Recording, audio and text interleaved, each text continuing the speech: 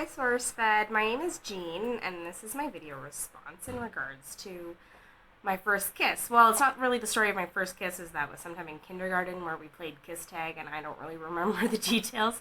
But the most important of first kisses would be the first time my now boyfriend, Kevin, gave a kiss to me. We met through my old roommate.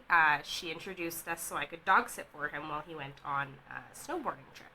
And we met a couple of times talking about dog care and his dog Molly, who's lovely, and she's so cute. And we got along really great, had some really great discussions and conversations and whatnot, but it was a couple weeks later we were all going out for beers and going to a lacrosse game, and that here in Calgary, the name of the team, our home team is the Roughnecks. They're fantastic. It's a great time, but back on track. Throughout the night, as it went on, I'm like, I'm pretty sure this guy's flirting with me, but I had this really weird rule about not dating friends of roommates because things can get awkward if they don't go really well, or if they end horribly, or if one of you turns out to be a douchebag, which is often the case. I can't lie though, I did think about Kevin on more than one occasion prior to the night we kind of really hit it off. And he had actually showed up with the intention of hitting on me and flirting with me. So throughout the night it became clear that my roommate, that I was the only one that had this silly idea about roommates, that you shouldn't date friends of your roommates, because after the game, Gemma, my roommate, was like, oh, well, Kevin, how about we go drinking? And so we all went drinking, and then we were drinking, and Kevin, we go home, and we're sitting at the bar, and Gemma's like, hey Kevin, how would you come over? Just come over and hang out.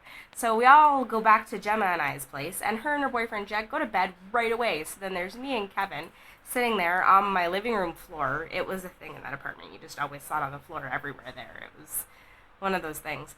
And we're kind of petting my dog and chatting, and like, I was 27 at the time, and not my first time flirting or being alone with a guy, and I was so shy. I was kind of stuttering and spazzy and not really sure what my life was about. I was like, I don't know what to do with this guy that's sitting here, because I like him, and he's not just the regular Joe Schmo. He was pretty intelligent, funny, amazing smile. You can see his amazing smile right there in that picture of him and I and Matt Smith from the Calgary Comic Expo, but I digress.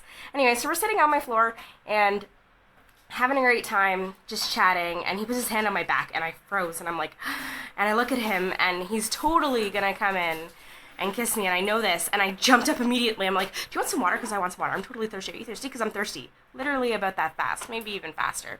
And I ran to the kitchen and started filling up glasses of water. But because Kevin actually has a pair of balls, he followed me there and kind of turned me slowly and softly planted his lips on mine. It was one of the sweetest moments of my life.